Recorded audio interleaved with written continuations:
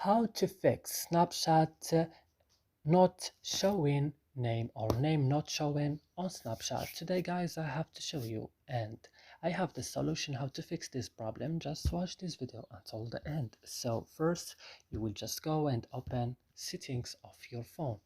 Then on your settings you will open apps option, and you will go to directly to Snapchat. When you found Snapchat like this, just open it and go to storage and go to clear data, then click OK, and go back and click on first tab, click OK, and that's it, your problem will fixed. So I hope guys this video is useful for you. Do not forget to like and subscribe in our channel, and see you in another video.